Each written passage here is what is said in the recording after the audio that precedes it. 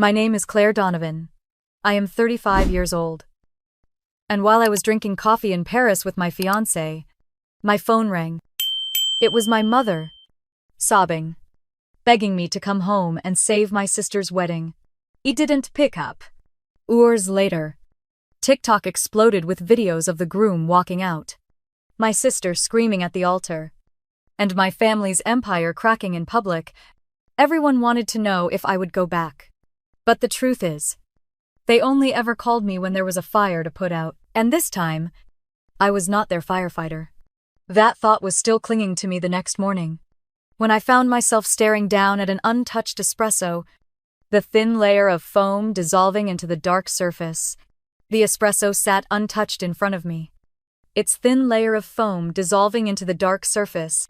I kept my hands cupped around it, staring down at the ripples as if I could steady myself there. The morning crowd was filling the little square, locals weaving through tourists, pigeons darting under chairs for crumbs. Paris was alive, noisy, careless. And yet inside my chest, everything had gone very still. Daniel didn't push. He just sat back, watching me with that patient quiet of his. I could feel him waiting, giving me space to breathe. The phone lay face down on the table, but I could still feel it vibrating under my skin. My mother's voice clung to me like smoke. You know your duty. You've always been the strong one. The words dragged me back to a dozen other moments. I was 15 when Hannah failed her driver's test the first time and locked herself in the bathroom. Mom had pounded on my door instead, telling me to coax her out. You're the steady one, Claire. She needs you. I had spent an hour sitting on the other side of the locked door, talking Hannah through her tears until she finally opened it. By the time I left for college, I had a whole library of such memories. Me soothing, me solving, me erasing fires before they spread. And now, across an ocean. She still expected me to do it again. Daniel finally spoke, his voice low. What do you want to do? Claire. Not what she wants. You? The question landed harder than I expected. I had been trained for so long to react, to respond, to run toward the problem before anyone else could. But what did I want? I looked at him and saw no demand in his eyes, only space. I let out a shaky laugh, more bitter than amused. I want to drink my coffee, walk by the river, and not be anyone's firefighter. Daniel smiled. Not the wide grin he saved for friends, but the quiet one that meant he understood. Then that is what we do. I picked up the phone and saw 3 new missed calls already. All from Mom. My thumb hovered over the screen. I could picture her pacing the kitchen in Portland, clutching the cordless, rehearsing lines about loyalty and family. I set the phone back down without answering. The waiter returned with 2 fresh croissants, the buttery scent wrapping around us. Daniel tore his in half and offered me a piece. I took it, the flaky crust scattering crumbs across the table. For a few minutes we ate in silence. Around us life continued, unbothered by family drama continents away. Still, the quiet didn't last long inside me. I could hear Hannah's name echoing in my head, layered with my mother's sobs. Hannah in pieces. Hannah humiliated. Hannah needing me. That old guilt flared, the one that told me if I didn't step in, something irreparable would happen. I pushed the croissant aside. Daniel caught the shift in my face instantly. Say it, he urged. I exhaled hard. What if they're right? What if, without me, everything falls apart? Daniel leaned closer, folding his arms on the table. Maybe it does. Maybe it already has. But that doesn't make it your responsibility to build it back. I stared at him, my throat tightening. Do you know how hard it is to unlearn being the fixer? Yes, he said simply. I've watched you carry it. And I've watched it crush you. The words cracked something open. I glanced around the square, at couples laughing, at a little boy chasing pigeons. How many of them had families who didn't call, only when disaster struck? How many knew what it felt like to be loved for existing, not for repairing? My phone buzzed again. I grabbed it, but this time it wasn't Mom. A message from my cousin Tori flashed across the screen. Just saw your sister's name trending. Hope you're okay. Don't let them drag you in again. Proud of you. The knot in my chest loosened slightly. Someone saw me. Someone outside the cycle understood. Daniel glanced at the message and raised an eyebrow. Seems like you're not as invisible as they'd like you to believe. I tucked the phone back into my bag. For the first time, I didn't feel the reflex to run. The bells of Sacré-Cœur chimed faintly up the hill, the sound floating across the rooftops. Daniel stood and reached for my hand. Come on, let's walk. We wandered through the narrow streets, past painters setting up their easels and vendors arranging scarves in neat rows. The air smelled of fresh bread and car exhaust, a strange mix that somehow fit the city perfectly. Daniel kept my hand in his thumb brushing lightly over my knuckles. Every few steps, my mind tried to circle back to my mother's voice. But each time it did, the noise of Paris pushed against it. Children laughing, a musician tuning his guitar, the hiss of espresso machines. It reminded me there was more to life than the demands of a family that only called when they needed. At the corner, Daniel stopped and looked at me squarely. Claire, you have a right to live without answering every alarm they ring. His words were so simple, but they landed like truth I had been waiting years to hear. I squeezed his hand, feeling the pulse of relief run through me. We reached the steps that spilled down toward the city. From here, the rooftops stretched endlessly, the Eiffel Tower cutting the skyline in the distance. The view was breathtaking. But what caught me was the silence inside my head. For the first time in years, it wasn't filled with orders, guilt, or frantic planning. I turned to Daniel and whispered, "Maybe I don't have to go back." He pulled me close, his voice steady and sure. "You don't. You have a choice. Claire, they don't get to order your life." I let the words settle into me, heavy and freeing all at once. And for the first time, I believed them. The rooftops of Paris blurred under the sunlight as I let my gaze drift across the skyline.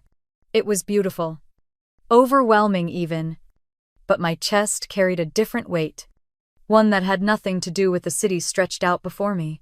Memories had a way of sneaking in when I least expected them, clawing their way to the surface the moment I let my guard down. I was 8 the year Hannah turned 4. The year my parents threw her a birthday party that seemed to stretch across the whole neighborhood. Balloons were tied to every chair. The cake was twice her size, and our yard was crowded with relatives, neighbors, and friends of friends. I remember standing in the corner clutching a store-bought doll, watching her drown in presents and attention. When it was my turn 2 months later, there was no party. Mom said we were too busy, that money was tight, that Hannah needed new shoes. I blew out candles on a cupcake at the kitchen table while everyone else kept talking about Hannah's new ballet class. By the time I was 10, I had stopped expecting things to be even. Hannah cried, and the world rearranged itself to soothe her. I cried, and the sound just disappeared into the walls. The sharpest memory was my piano recital. I had practiced for months, fingers stiff and sore from endless scales, the auditorium filled with other parents clutching bouquets, their cameras flashing when their children bowed. I kept scanning the back row, waiting for Mom and Dad to appear. They never did. Later that night I found out Hannah had spiked a low fever. Nothing serious. And the entire household had turned its attention to her. Nobody asked how the recital went. Nobody noticed. I had tucked the participation ribbon deep into my backpack. Even then I told myself it was fine. I was the older one, the strong one, the responsible one. But strength felt more like invisibility than anything else. Daniel squeezed my hand gently as we descended the steps of Sacré-Cœur. He did not need to ask where my head had gone. He had heard enough of these stories to recognize the shadow that crossed my face when old wounds bled through. We walked slowly, pausing to look at paintings spread on blankets along the street. Tourists crowded around a caricature artist sketching a couple, the laughter bubbling like champagne. It reminded me of Hannah again, how she had been painted as the golden one since birth, the perfect daughter, the one with promise and grace. My father, Richard Donovan, had never stepped in to correct it. He sat quietly at the table, while Mom bragged about Hannah's decorating talents and her endless charm. He said nothing when I was overlooked, when my report cards went unnoticed, when I was asked to step aside for yet another of Hannah's dramatic breakdowns. His silence built walls around me thicker than any words could. I sometimes wondered if he even saw me, or if he had simply trained himself to look past me in order to keep peace with my mother. That silence became the backdrop of our house. Valerie filled it with demands. Hannah filled it with tears. And I filled it with effort that no one acknowledged. It shaped me more than I realized, taught me that to be loved, I had to be useful. That to be safe, I had to be quiet. Daniel pulled me toward a small cafe at the bottom of the hill, insisting on ordering another drink. While he stood at the counter, I checked my phone out of habit. The screen lit with a new message from a cousin I barely spoke to anymore. It was a photo. Grainy but clear enough. Hannah stood in front of a mirror in a bridal boutique, layers of ivory satin spilling around her feet. Her smile stretched across her face as if she owned the world. The caption read simply, "The perfect bride." I stared at it longer than I meant to, my throat tightening. Perfect. Perfect, because the world bent to her. Perfect, because everyone else made sacrifices to protect her shine. I whispered under my breath, "Perfect for who?" Daniel returned with 2 cappuccinos and slid one in front of me. His eyes flicked to the phone in my hand. Another message from them. "A cousin," I said softly, showing off Hannah. "She looks flawless." Of course. Daniel took a sip of his drink, his gaze steady. Flawless is easy when someone else carries the weight. I wanted to laugh, but it caught in my throat. He reached across the table and closed my fingers around the cup. The warmth seeped into my skin, grounding me. For a moment I let myself believe that maybe perfection was not about flawless gowns or curated images, but about being seen without conditions. I took a long breath and let it out slowly, watching the foam collapse against the side of the cup. Around us, the street hummed with chatter. Scooters buzzing past, children tugging on their parents' hands. The world moved forward without pausing for my sister's theatrics. Still, the picture burned in my mind. The perfect bride, the golden child, the same old story. And me, still standing at the edges, wondering if I would ever stop feeling invisible. The cappuccino tasted faintly of chocolate. I let it linger on my tongue, trying to anchor myself in the present. Daniel was here. Paris was here. My life was here. And yet part of me remained back in Portland, in that old house where silence covered the walls thicker than paint, where my father turned pages of a newspaper instead of defending me, where my mother's voice rose and fell like a gavel deciding who mattered. I set the cup down and wiped my palms against my skirt. The message still sat on my phone. Hannah glowing in white. The caption seared into the image. Perfect bride. Perfect life. Perfectly. And all I could think was, perfect for who? Daniel suggested we walk by the river, and I agreed, letting him guide me down toward the Seine. The streets narrowed, spilling us into a wide view of the water where boats drifted lazily and tourists leaned over the rails, snapping photos. The afternoon light turned the surface silver, and for a moment, it was easy to believe we were far from every problem waiting across the Atlantic. He slipped his arm around my shoulders as we strolled. I leaned into him, breathing in the faint scent of his cologne mixed with the air that carried traces of bread from bakeries and the dampness of the river. My heart slowed in rhythm with the city around me, but it did not stay calm for long. The phone rang again. I didn't even need to check the screen. Daniel gave me a look. Par question. Part warning. I sighed and picked up. My mother's voice was strained, thick with tears. Claire, please. You cannot stay there while everything falls apart here. If you do not come home now, the whole family will lose face. Hannah is unraveling. The Miles family is furious. Do you understand what this means for us? I stopped walking, staring at the iron rail of the bridge we had just reached. The tourists around me blurred into background noise. All I could hear was her desperation. Not for me. Not about me, but about appearances, about honor and saving face. Mom, I said slowly, I am in Paris. This is my life. My time, Hannah's wedding, is her responsibility, not mine. She gasped, like I had struck her. How can you speak that way? We are your family. She is your sister. If you do not come back, we will be humiliated. You are the strong one. Claire. You know how to handle these things. I felt the heat rising in my chest. The same script. The same lines. It had always been me who knew how to handle things, who carried the weight, who patched the cracks no one else wanted to see. Daniel took the phone gently from my hand and pressed the speaker button. His voice was calm but firm, echoing just enough in the open air to make me stand taller. Valérie, we are in Paris. Claire does not owe anyone a rescue mission. No one has the obligation to clean up Hannah's mistakes. There was a pause on the line, long enough that I could hear the wind pushing through the phone speaker. Then my mother's tone shifted, sharp and cold beneath the tears. You should not interfere in family matters. Daniel. Claire knows where her duty lies. I closed my eyes. The words cut, but they no longer anchored themselves the way they used to. Maybe because I could feel Daniel's hand warm on the small of my back, maybe because the city around me pulsed with life that had nothing to do with my mother's demands. I said softly, almost to myself, I am not a firefighter anymore. Mom didn't hear it or chose not to. Her voice cracked again, heavy with dramatics. Do you want to watch your sister's life collapse? Do you want this family destroyed because of your pride? Something snapped inside me. My pride.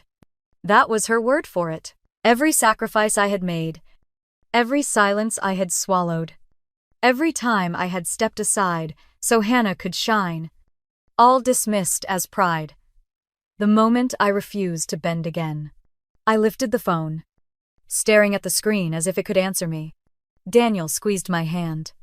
Steady and unflinching, I said clearly, Mom, I cannot do this anymore. And I ended the call. The sound of the disconnect was final. A small click that echoed louder than her entire monologue. I held the phone in my hand, breathing hard. Around me, the world did not end. The boats kept drifting. The children kept laughing.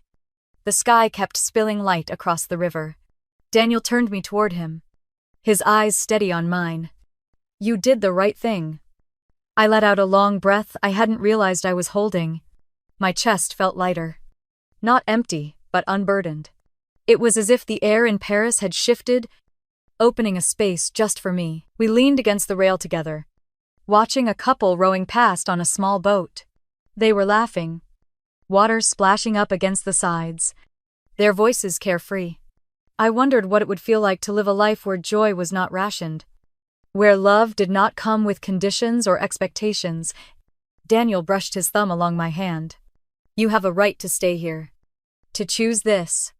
I nodded, tears pricking the corners of my eyes but not spilling. For the first time, someone was standing beside me.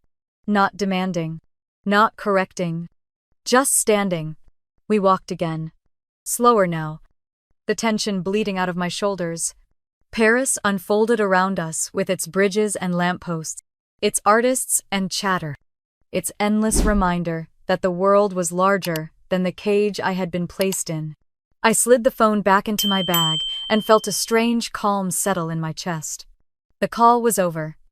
But more than that, the pattern was broken. For once, I had not rushed to rescue. For once, I had let the fire burn without throwing myself into it. We stopped at another corner cafe. Daniel ordered 2 glasses of wine, and we sat outside watching the city move. I sipped slowly, letting the warmth spread through me, and realized that this moment might be the first time in years I truly felt someone was on my side. The streetlights flickered on as the sky deepened, casting a soft glow across the cafe terrace. The wine was smooth and full, and for a little while I let myself sink into the rhythm of Parisian evenings. The low hum of conversations, the clink of silverware, the faint strains of music carried on the breeze. Daniel leaned back in his chair, one arm draped casually over the backrest, watching me with that quiet attentiveness that always made me feel steadier. When my phone buzzed again, I hesitated. It wasn't my mother this time. Not a cousin either. A notification from TikTok flashed across the screen. Trending tag with a name that made my stomach twist. Olivia Rhodes. I knew the name from Hannah's endless bragging. A stylist with a big following. Someone Hannah had paid far more than she could afford just to secure the perfect look for her wedding. Against my better judgment, I opened the app. Olivia sat in front of a vanity mirror. Ring light gleaming. Her voice lowered like she was whispering secrets to the world. She said she had just styled a bride who was spiraling. Unable to keep her composure. She never named Hannah. But the hints dripped through her words. An upscale wedding. A family with money and reputation. A ceremony in chaos, before it had even begun. The comments were already piling up.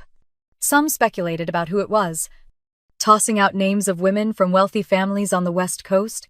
One comment caught my eye. Sounds like the Donovans. Always acting bigger than they are. My breath stalled. I scrolled again. Heart thudding faster. More comments echoed the same suspicion. It wasn't confirmed. Not yet. But people were circling close. Like sharks tasting blood. Daniel leaned over, reading the screen with me. His brow furrowed. That's her stylist. Isn't it? I nodded, unable to pull my eyes away. He reached out and clicked the phone off, sliding it across the table. Don't let them drag you in, Claire.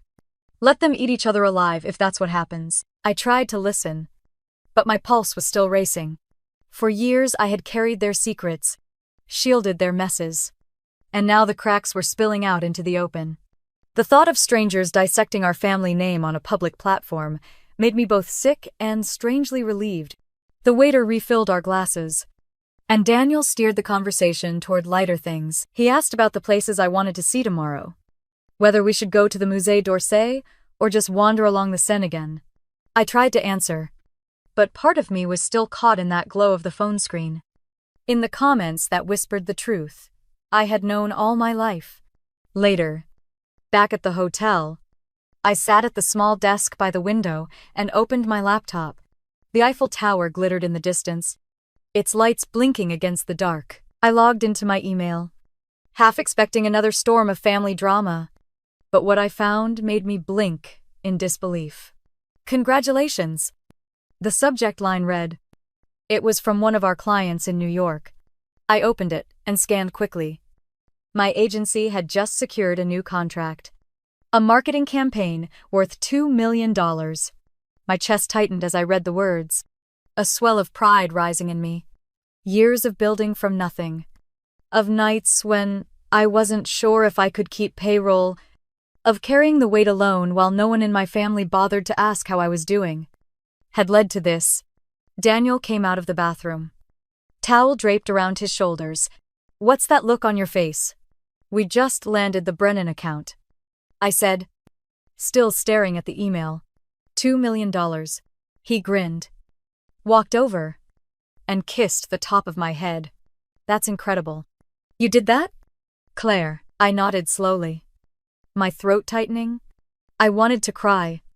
Not because of the money, but because not one person in my family would care. They would never even ask. To them, I was still the invisible one. The background character. The problem solver when they snapped their fingers. I closed the laptop and turned toward Daniel. I wanted to tell him everything. The years of being dismissed. The way success tasted bittersweet when the people who should have celebrated with me never even saw it. Instead, I just let the words slip out, low and bitter. At home, I'm still just the useless one.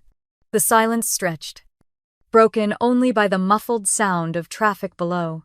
Daniel sat on the edge of the bed, watching me with steady eyes. No, he said quietly. At home they chose not to see you. That's not the same as useless. I pressed my lips together, fighting the burn behind my eyes. Outside, the tower lights flickered again, brilliant and fleeting. For once, I let myself feel the truth of what he said, even if part of me still didn't believe it. The phone rang again just as I was pulling the curtains shut.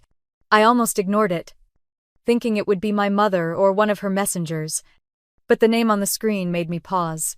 Evelyn Whitaker. My grandmother. I hadn't spoken to her in months.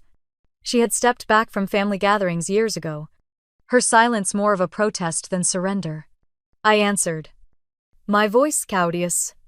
Grandma. Her tone was raspy but steady, carrying the weight of someone who had been holding words too long. Claire. Sweetheart. I hope I'm not disturbing you. Not at all, I said, glancing at Daniel. He gave me a curious look but stayed quiet. There was a pause, and then she exhaled slowly. I need to tell you something. And I should have done it years ago. It is about your grandfather's estate.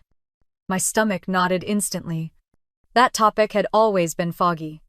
Whispered about but never clarified. I sat down on the edge of the bed. What about it? Your grandfather updated his will in 2015. Evelyn said. He left the Monterey house and his remaining shares in Whitaker Holdings to you. You. Claire. Not your mother. Not Caroline. He wanted you to have them. The room tilted. I pressed a hand against my knee, grounding myself. But Mom told us everything went to her and Aunt Caroline. That there was no question. That was the lie she wanted everyone to believe. Evelyn's voice sharpened. Still low but cut with iron. The signed version, the final one, was with our family attorney, Ava Monroe. She witnessed it herself. But when your grandfather passed, your mother manipulated the situation. She convinced Ava to keep it hidden. She said it would tear the family apart if anyone knew. My pulse pounded in my ears. Pieces of the past rearranged themselves in an instant. The sideways glances, the whispers about shares, the way my mother had brushed me off whenever I asked questions. It had never made sense. And now it did. Horribly so. Why now? I whispered. Why are you telling me this now? Because I saw your name online, Evelyn said. I saw the way they erased you, and I realized you have been carrying weight that was never yours. I am sorry, Claire. I should have stood up to them sooner. I pressed the phone tighter to my ear. The Eiffel Tower glittered beyond the window, the lights blurring through my unshed tears. Daniel sat beside me silently, waiting. What happens now? I asked finally. Ava still has the documents. I have already spoken to her. She intends to file a motion in Sacramento to reinstate the true will. You will hear from her soon. Evelyn's voice wavered for the first time. Justice cannot be buried forever. The words landed heavy. Rearranging the map of my life. Monterey House. The estate I had loved visiting as a child. The place I thought had been taken from me without explanation. Shares in Whitaker Holdings. The family company I had been excluded from. The one Hannah bragged about, as if it was her birthright. All of it had been mine. Stolen quietly through silence and manipulation. I did not speak for a long time. Daniel wrapped an arm around my shoulders, grounding me as the air shifted with the weight of the revelation. Finally I managed. Thank you for telling me. Evelyn sounded tired but resolute. I should have done it sooner. But now the truth is yours. When we ended the call, I sat still, staring at the dark glass of the window. Daniel waited, giving me space. Say something, he whispered finally. I laughed once. Sharp and hollow. Everything makes sense now. Why they kept me close enough to use, but far enough to discard. Why I was never allowed near the company. Why Monterey House vanished from conversation. Daniel's grip tightened. They robbed you. Yes, I said, my voice breaking. And they made me believe I never mattered enough to ask. For years I had carried that quiet ache. Never being chosen. Always being the one to hold the broken pieces. Now I realized I had been more than overlooked. I had been deliberately erased. I stood and began pacing, the floor creaking under my steps. Flashes of childhood summers at Monterey House filled my mind. The wide porch where I read books under the sun. The orchard where Hannah once cried because she fell. And I carried her back while our mother rushed only to her side. That house had been my sanctuary. And it was meant to be mine all along. I pressed my hands against my face, forcing air into my lungs. Daniel rose and caught my wrists gently. Look at me, Claire. This is not the end. This is the beginning. His steadiness pierced the storm in my head. I lowered my hands and met his gaze. I don't want revenge, I whispered. I just want it to stop. Then let it stop, he said firmly. Let the truth speak for itself. I sank into his chest, breathing in the calm that radiated from him. My grandmother's words echoed again. Clear and resolute. Justice cannot be buried forever. For the first time in years, I believed it might be true. The next day, Paris was bathed in pale sunlight, the kind that softened the stone walls and made the Seine look like it was carrying pieces of sky. Daniel and I had walked down to a café near the Pont Neuf, hoping for a quiet breakfast. I was stirring honey into my tea when my phone buzzed so violently against the table that the spoon clattered. I almost ignored it. After so many calls from Valerie, I had learned to silence the sound in my head. But this wasn't a call. It was a flood of notifications from TikTok. The screen lit with trending tags that made my pulse quicken. Miles' family. Rehearsal dinner chaos. Dono fan drama. I unlocked it with a shaking hand. The first video that appeared was filmed in a crowded banquet hall, strung with fairy lights and floral arrangements. The caption read, "Rehearsal dinner went off the rails." Hannah's voice was unmistakable. Shrill and breaking. Carrying across the long table, she stood with her hands gripping the edge of the linen as if she could hold the night together by force. Across from her, Trevor Miles' jaw tightened. He looked like a man barely containing his rage. Then in one sudden motion, he shoved his chair back. The scrape loud, even through the shaky recording. He tossed his napkin aside and stormed out of frame. Two groomsmen scrambling after him. Gasps filled the background. Silverware clinking as guests whispered and shifted uncomfortably. The video cut off abruptly. But another one played immediately. This angle caught Hannah chasing after Trevor a few steps, her voice cracking as she shouted, "It isn't my fault. He's overreacting. Someone stop him." Mascara streaked down her cheeks, and the perfect bride image dissolved in real time. My stomach flipped. Daniel leaned in, his hand steady on mine. That's not just a rumor anymore. That's real. I scrolled, unable to stop myself. More clips appeared. Guests recording from different tables, piecing together the collapse of what was supposed to be a carefully curated night. Some captions were cruel, others gleeful, but the theme was the same. The bride was unraveling, and the groom wanted out. Then my phone buzzed again. Valérie. I stared at the name as if it were carved into the glass. Daniel shook his head softly. You don't need to pick it up. The ringing went on and on. Drilling into my chest, I could almost hear what she would say without answering. Claire. This is your fault for not being here. Claire. You must fix this before the world sees. I let it go to voicemail. Seconds later, another call came. I declined it with a quick jab of my thumb. Before I could set the phone down, a new video surfaced. My breath caught when I recognized the figure at the center of the frame. Evelyn. She stood in the middle of the rehearsal dinner, her silver hair catching the lights, her cane planted firmly by her side. The chatter in the room faded into stunned silence as she raised her hand and pointed straight at Hannah. Her voice carried above the noise, sharp and unyielding. This is the price you pay when you erase your own blood. The room in the clip froze. Someone dropped a glass. The shatter audible. Hannah's face twisted, fury and confusion spilling over as she looked around at the stunned guests. The camera swung wildly, catching fragments of whispers. Before the video cut off, I lowered the phone to the table, my hands trembling. Daniel's voice was low. Was that your grandmother? I nodded, throat tight. She never spoke like that. Not in public. Not ever. She had been the quiet one.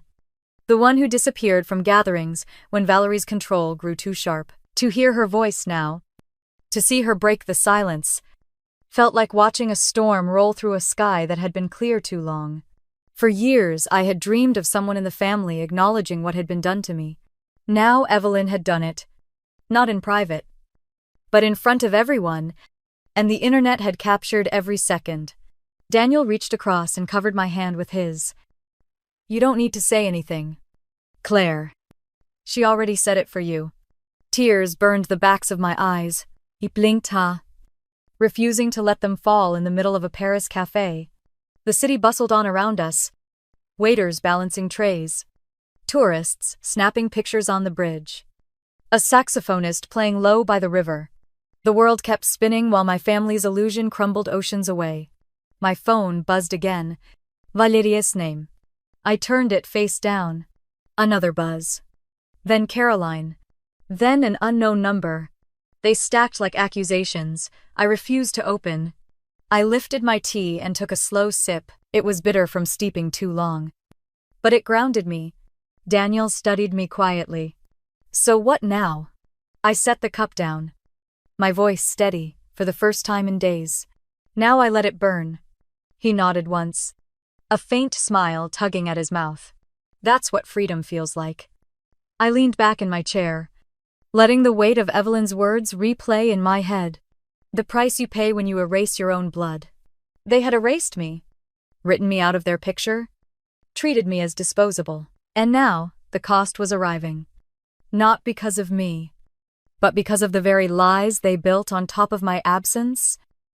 I picked up my phone one last time, opened TikTok, and saw the views climbing into the millions. Strangers debated in the comments whether the wedding would even happen, whether Trevor had already fled, whether the Donovan family would survive the scandal. I closed the app, slid the phone back into my bag, and let out a long breath. For once, I wasn't the one scrambling to fix what they had broken. I was only a witness, and I had no intention of going back. The morning air in Paris felt sharp and clean when I stepped onto the balcony. The city was just waking. Delivery vans rumbling down the narrow street. The smell of bread drifting from the corner bakery. I thought maybe I could outrun the noise back home. At least for a little while, but my phone buzzed on the table, lighting up with notifications that piled faster than I could swipe them away. Daniel opened the glass door behind me, still tousled from sleep. A mug of coffee in his hand. More of them. I nodded and picked up the phone, bracing myself. The first video that played was shaky. Filmed from the back row of a church decorated in pale roses and string lights.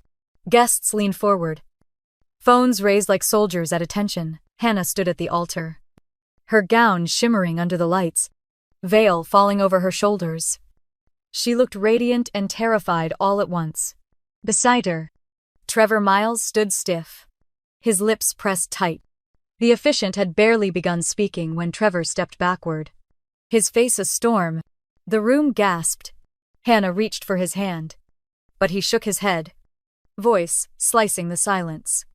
I would rather walk away now than live a lie for the rest of my life. Gasps and murmurs filled the room as Trevor turned, striding down the aisle past stunned guests. Two groomsmen rushed after him, their faces pale, but he didn't stop. Hannah's scream cracked the air, high and broken. The video ended with the camera jolting as the guest recording it dropped their phone onto their lap. I gripped the railing. My pulse hammered so hard I felt dizzy. Another clip loaded before I could stop it.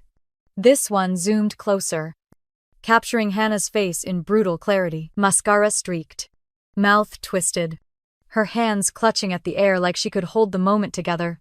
She shouted his name again, the sound tearing through the perfect facade. The caption burned across the bottom groom runs. Bride collapses. I sank into the chair, covering my mouth with my hand. Daniel set his coffee down and moved behind me, resting his hands on my shoulders. It's all out now, he said. I nodded weakly. Every secret, every layer of polish they used to cover the cracks, gone in an instant. Scrolling, I saw more angles, more edits. Some clips slowed the moment Trevor pulled away, replayed with dramatic music. Others looped Hannah's scream over and over. The comments poured in by the thousands. Bridezilla of the year. He made the smartest choice of his life. I would have run too. I locked the phone, but the words still echoed. Bridezilla of the year. That was my sister now. Reduced to a viral joke. Daniel pulled a chair closer and sat across from me. His eyes were calm, but I saw the memory flicker there before he spoke. Do you remember last Thanksgiving? I frowned. What about it? When your mom told me architecture was just a hobby for rich men, that a real man would find a career that actually mattered. His voice stayed steady, but the words cut. The memory stung. Valerie sipping her wine, dismissing him with a careless smirk. While I sat there swallowing my anger to keep the peace, Daniel leaned forward, his voice firmer now. She tried to reduce me to nothing, the same way she's reduced you your whole life. But the truth is, they never knew us. They never cared to. And I will never forget that moment, because it told me everything I needed to know about what they value. Appearances. Money. Control. Not people. I dropped my gaze, shame mixing with fury. He reached for my hand across the table. We don't owe them anything, Claire. Not explanations. Not rescues.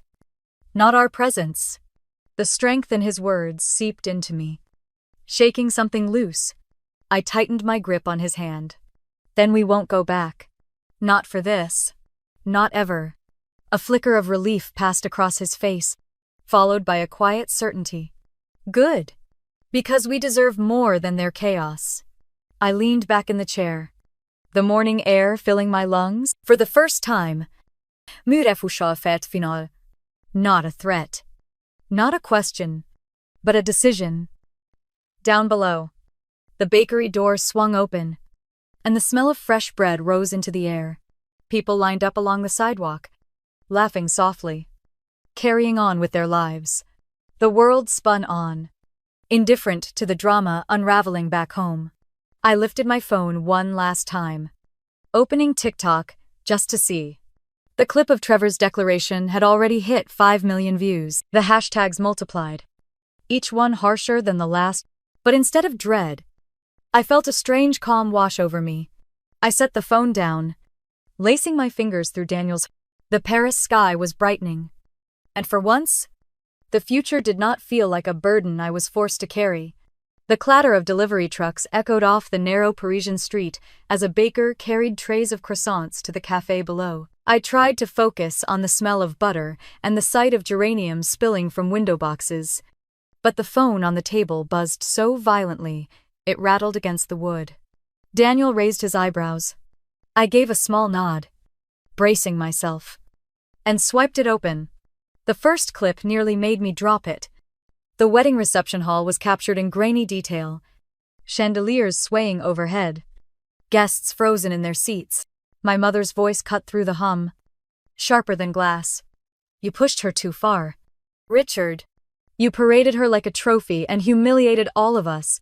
My father slammed his hand on the table, his face a furious shade of red. Do not put this on me. You begged for the spectacle. Valeria. You wanted the horses, the choreographer, the fireworks, the magazine spread. You never cared about Trevor or Hannah. This was all about you. Gasps filled the room. The camera jolted as my Uncle Robert stormed into view, his finger stabbing the air. Stop it. Both of you. This family has rotted for years because of your lies. You erased Claire, treated her like a stranger. And now you're standing in the ruins you created. The clip ended with chairs scraping, someone shouting for them to calm down. The sound of glass shattering as Valerie shoved her chair aside. I sat frozen, my pulse hammering. For decades their fights had been hidden behind closed doors, smoothed away for photographs and polite dinners. Now the world had front row seats. Daniel leaned closer, his jaw tight. They cannot hide anymore. Another video loaded immediately. Outside the reception, cameras flashed as my Aunt Caroline stumbled toward a waiting car. Her face was streaked with mascara, her shawl clenched in shaking fists. Reporters shouted questions. One voiceover explained she had quietly accepted money from my grandfather's estate under the contested will, money that never belonged to her. The caption across the bottom was merciless. She took what was never hers, The heaviness in my stomach spread outward, pressing against my ribs. Evelyn's words about the true will echoed again. Caroline had known. She had profited. She had looked me in the eye and carried on like nothing was wrong. More alerts poured in, the screen flooding with screenshots from Twitter, Instagram, TikTok. The words blurred together in repetition until they etched themselves into my brain. Justice for Claire. I whispered it aloud. Half in disbelief. Justice. For me. Daniel slid his hand over mine. You're not invisible anymore. I scrolled again, and a stitched video appeared. A young woman sat cross-legged on her bed, her voice shaking with anger as she looked into the camera. Think about it. The sister who carried the family, who paid deposits, who endured years of being dismissed, was cut from the wedding, and now she's free in Paris while they implode. She has been the victim all along. The comments rushed past. Impossible to read them all. Still. Some burned into my chest. Finally someone said it. Protect the sister, not the bride. She deserves peace. They scapegoated her for years. My throat closed. I set the phone down before the tears spilled. But they came anyway, hot and unstoppable. Daniel pulled me against him. His arms tight. His voice steady. It's all right. Let it come. I buried my face in his chest. His shirt dampening under the weight of sobs. I couldn't hold back. I wasn't crying because of pain this time. I was crying because strangers I had never met had spoken the words my own family never would. When the sobs eased, I laughed weakly, wiping my cheeks. They tried to erase me, and now the world is writing me back in. Daniel kissed my hair, his voice low and certain. They can never take this from you again. I leaned into him, letting the sound of the city drift through the open window. The bells of a nearby church tolled, folding into the rhythm of traffic and voices and bicycle bells. Paris kept moving, alive and indifferent. But inside me, something shifted, breaking open like sunlight after years of gray. The weight of being unseen, of being treated as background, was gone. It hadn't been lifted by my family's apology. They would never give one. It was lifted by truth, spoken aloud by strangers who had nothing to gain. I picked up the phone again, calmer this time, and scrolled through one more wave of comments. Someone had written, the older sister was the victim. Always erased, always silenced. And still she rose. The tears welled again, but softer now, not sharp. They saw me. They finally saw me. Daniel's hand found mine again, firm and steady. I let the silence stretch, my chest rising easier than it had in years. For once, the story was no longer theirs to script. It was mine, and it had finally been heard. The quiet hum of the hotel room was broken by the trill of my phone, its screen flashing with a California number I didn't recognize. My first instinct was to let it ring out. After days of reporters and strangers trying to dig into my life, I had grown wary of unknown calls, but something in me whispered that this one was different. So I pressed accept. A calm, professional voice came through, warm, yet carrying the weight of someone who had rehearsed these words many times. Claire. My name is Ava Monroe. I served as your grandfather's attorney in Sacramento. My breath caught, my free hand gripping the edge of the desk by the window. Daniel looked up from where he sat on the couch, immediately sensing the change in me. He mouthed silently, "Who is it?" I held up a finger, my heart pounding. Ava continued, "Your grandmother Evelyn asked me to reach out. I need you to know that your instincts were never wrong.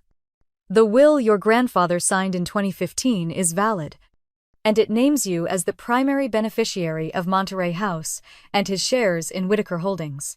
The words landed with a force that nearly buckled me.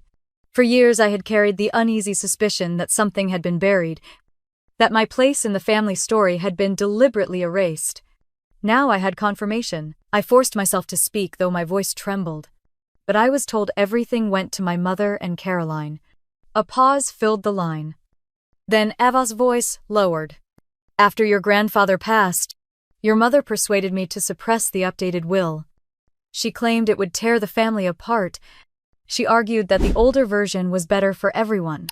Against my better judgment, I let her win. And I have regretted it every day since. Daniel rose quietly and came to my side, resting his hand gently on my shoulder. I closed my eyes, trying to process the enormity of her confession. "Why are you telling me this now?" I asked, my voice barely above a whisper. "Because I cannot carry the lie any longer," Ava said firmly. "And because your grandmother is right, the truth belongs to you. I have already prepared the paperwork to file with the Superior Court in Sacramento. The rightful will is being reinstated. Your mother and aunt will have the chance to contest it. But the document is airtight. Signed, notarized, witnessed. You are the legal heir. Claire." I felt my knees weaken, so I sank into the chair by the window. The city lights outside blurred as though the whole of Paris had shifted. "What happens now?" I asked. "Now," Ava replied, "the process begins. The estate and the shares in Whitaker Holdings that were stolen from you will be legally recognized as yours. It will not be quick, and your family will fight it. But this time, the law is on your side." When the call ended, I stayed frozen in my seat, staring at my reflection in the glass. Daniel crouched beside me, his eyes steady. "Tell me," he said softly. I repeated Ava's words, piece by piece. Monterey House, the shares, the will my mother buried. The betrayal that had stalked me for years finally had a name. Daniel's jaw tightened, but his voice was gentle. "You were right all along. They tried to erase you. And now the truth is pulling you back where you belong." Tears stung my eyes, but they were not bitter this time. They felt like release, like a weight finally lifting after years of silence. We left the hotel and walked into the Paris night, letting the cool air wash over us. The cobblestones glistened with rain. The river shimmered under the lamplight, and the Eiffel Tower glittered in the distance. I moved as though in a dream, my steps lighter, even as my chest ached with the truth. At the bridge, I stopped and leaned against the railing, watching the dark current of the Seine drift past. I thought of Monterey House, its windows wide and sunlit, the garden my grandfather had tended with his own hands. I thought of the shares in Whitaker Holdings, the symbol of the work he had built over decades. They were mine by his choice, not through accident or pity. Daniel slid his hand over mine on the railing. "You don't have to chase their approval anymore. Justice is chasing you." I let the words settle, the truth of them grounding me in a way nothing else had. For years I had begged silently to be seen, to be acknowledged, to be given a place. Now, without asking, justice was walking toward me. The bells from a nearby church chimed the hour. Across the water, the city sparkled like a promise. I whispered softly into the night, more to myself than to anyone else. Maybe justice has a way of finding me, even when I stop running after it. The river carried the words away, leaving only stillness behind. Back in the hotel room, I sat at the small desk by the window, the city's glow spilling across the paper in front of me. The night outside was alive with traffic and laughter, but the quiet inside pressed against me until I reached for the pen. I did not know what I was hoping to achieve. Maybe nothing. Maybe I only needed to see the words written, to let them breathe outside my body. "Dear Mom," I began, my hand stiff, the ink bleeding slightly against the cream stationery provided by the hotel.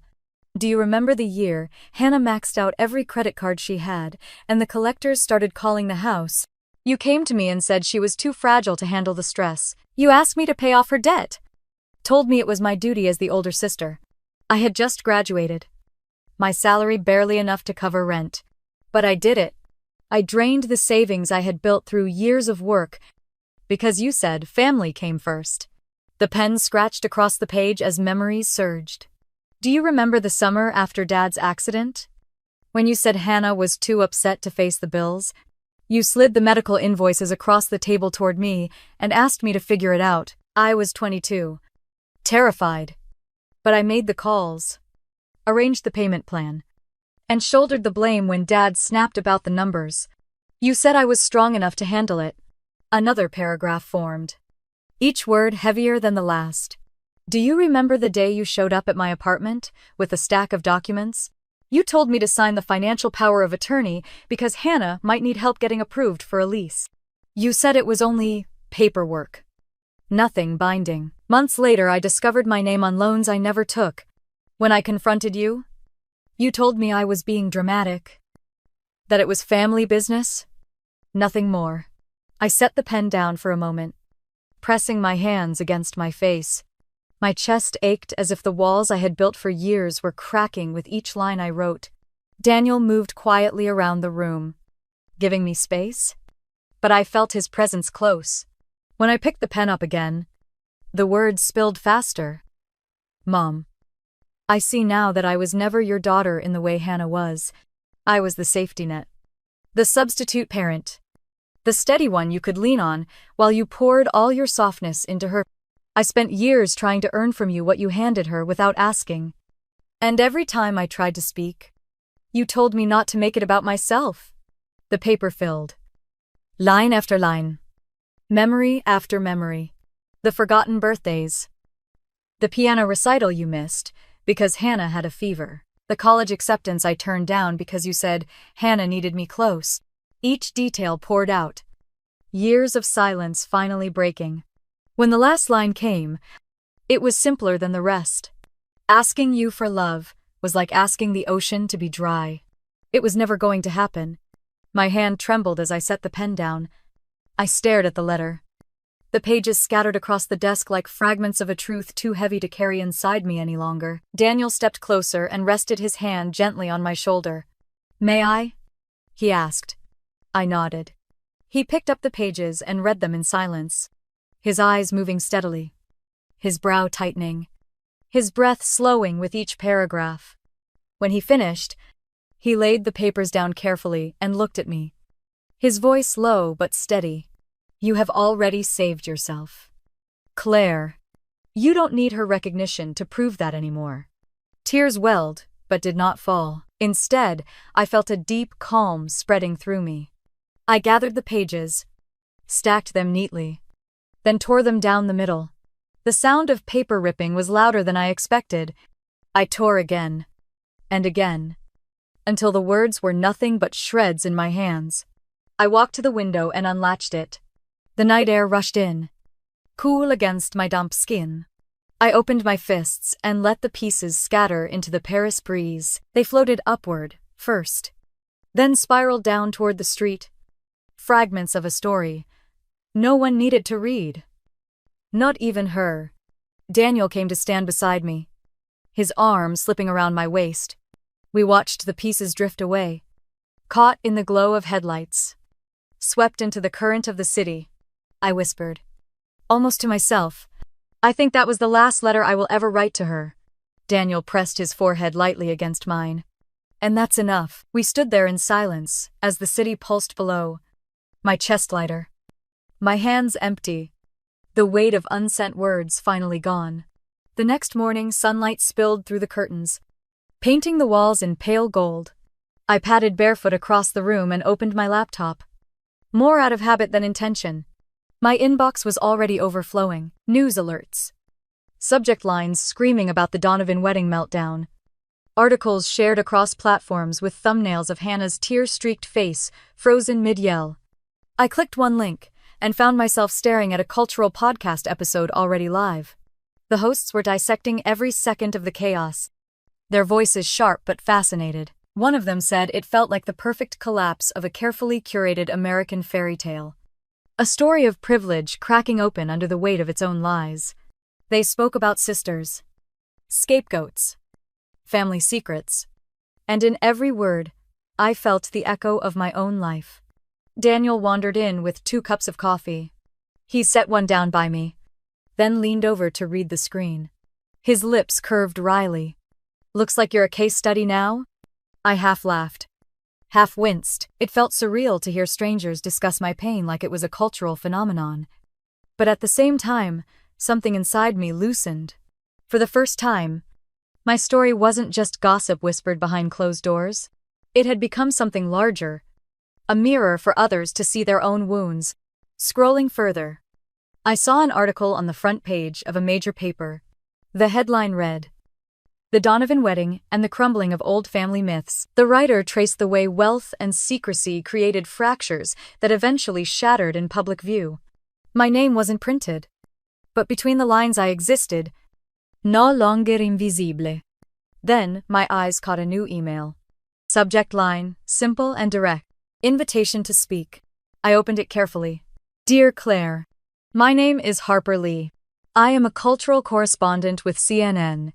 We've been covering the Donovan wedding fallout and the discussions it has sparked. If you would be open, we would love for you to join our podcast to share your perspective. Not as gossip, but as truth told in your voice and your timing. No pressure. Warm regards. Harper.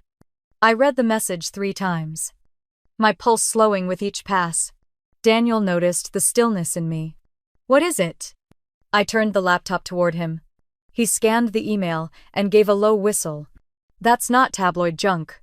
That's real journalism. I nodded slowly. For years, my story had been twisted, ignored, rewritten by others. Now here was an invitation to tell it myself, not as a burden but as testimony.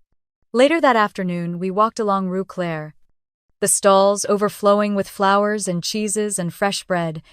Paris buzzed around us, alive and unconcerned. I held Daniel's arm and let the rhythm of the city ground me.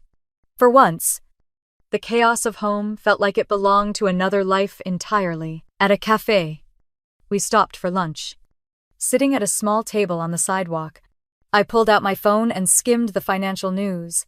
Whitaker Holdings had begun to plummet, its reputation battered by the very scandal my family tried to keep buried. Analysts speculated about board resignations, about shareholders demanding answers. In every line I read, the name Donovan was no longer gilded but tarnished. Daniel noticed the faint smile tugging at my mouth. What is it now? I handed him the phone. He read the headline, then set it back down, with a small nod. Consequences. It wasn't triumph I felt. It was relief. The quiet sense that the universe didn't always look away. Sometimes it let the truth run wild until it found the people who had tried to cage it. By evening, the sky above Paris had turned a dusky lavender, the Eiffel Tower glittering to life in the distance. I sat at the window with the email from Harper open on my laptop. The words were simple but powerful, an invitation. Not a demand. Daniel joined me, handing over a glass of wine. You don't have to say yes, he reminded me. I took a sip, staring at the skyline. I know, but for the first time, it doesn't feel like a burden to share. It feels like proof that I survived. I closed the laptop without replying. Content to let the offer sit. My story had already been spoken by strangers, dissected by analysts, spread across screens. But now I had the choice to shape it myself, and that choice was power enough. As night folded around the city, I leaned into Daniel's shoulder, watching the lights ripple across the Seine. My family's name might be crumbling, but mine was finally free of their weight. For the first time, my life wasn't a secret shame. It was a lesson, one the world seemed ready to hear. Veexlater. A crisp envelope arrived in Seattle, embossed with the seal of the Superior Court of California. I sat at the kitchen table of our new townhouse near Lake Union, the quiet hum of the city floating through the windows. Daniel poured coffee into 2 mugs while I broke the seal with careful fingers. Inside, the words confirmed what Ava had promised. The court recognized the 2015 will as valid. Monterey House and my grandfather's shares in Whitaker Holdings were legally mine. For a long moment I just stared at the paper, years of doubt, of wondering if I had imagined the betrayal, dissolved into the clarity of a court ruling. Daniel slid a mug in front of me, his eyes searching mine. You finally have it in writing, he said softly. I nodded, a strange mix of grief and relief rising together. Justice never came quickly, but it had come. We had chosen a modest townhouse instead of anything grand. tucked close to the water where we could walk each morning before work. The wood floors creaked just enough to feel lived in, and the back deck overlooked the lake, where kayakers drifted by at sunset. After Paris, we wanted something real, something that felt like ours, not a stage for anyone else's approval. I set up a small writing desk by the window and filled it with stacks of notes, drafts of speeches, and the beginnings of a manuscript. Daniel often worked at the dining table, sketching out designs for new projects, his pencil moving in slow, steady arcs. We fell into a rhythm of cooking simple meals together, music humming low in the background, laughter spilling into the spaces where silence used to weigh heavy. Then came the invitation that changed everything: TEDx Santa Barbara. The theme was reimagining boundaries, and they asked me to speak. At first, the thought of standing on a stage, telling my story to strangers, made my chest tighten. But when I practiced the words aloud, something shifted. This time, I wasn't asking for validation. I was offering a truth I had already lived. The day of the event, I stood backstage with the microphone clipped discreetly to my collar. My palms were steady, my breathing even. The host introduced me, and I stepped onto the red circle under the warm lights. Rows of faces looked up at me, but I didn't feel exposed. Ifet anchored. I began with the simplest line I knew. No is a full sentence. The words hung in the air, and the room leaned closer. I told them about the years of being the fixer, the reliable one, the one erased until I was only useful. I spoke of the night in Paris when I finally realized I didn't need to rescue anyone but myself. And I told them that boundaries were not walls, but doors. The kind you could choose to close when love became control, and to open again when trust was real. When I finished, the applause rose like a wave. Not frenzied but warm, steady, real. Backstage, Daniel was waiting, his eyes bright with pride. "You did it," he whispered. I smiled. No, I lived it. In the weeks that followed, the talk spread online. Messages arrived from women I had never met, telling me they finally said no to family who had drained them for years, or that they had chosen themselves after decades of being told they were selfish. Each message reminded me that my story wasn't just mine anymore. It belonged to anyone who had been silenced, anyone who had been erased. At night, Daniel and I would sit on the deck overlooking the lake, the water shimmering under the city lights. Sometimes we talked about the future, about where we might travel next, or the home we might build someday. Other nights we just sat in silence, letting the quiet remind us how far we had come. I thought often of Monterey House, still standing in California, its shutters weathered but strong. One day, I would walk its halls again, not as a guest but as its rightful heir. For now, it was enough to know it was mine. Not because I had demanded it, but because justice had finally been restored. Looking back, I realized I had never needed to save Hannah's wedding, or my mother's image, or my family's pride. What I needed was to save myself, to choose peace over performance, and truth over silence. And if you have ever been left out, overlooked, told you were too much or not enough, I hope you hear me now. You do not need to rescue the parties they build on your back. You only need to rescue yourself. If this story touched something in you, share it. Leave a comment. Subscribe. And stay with me here, because together, we can keep telling the truths no one else dares to speak.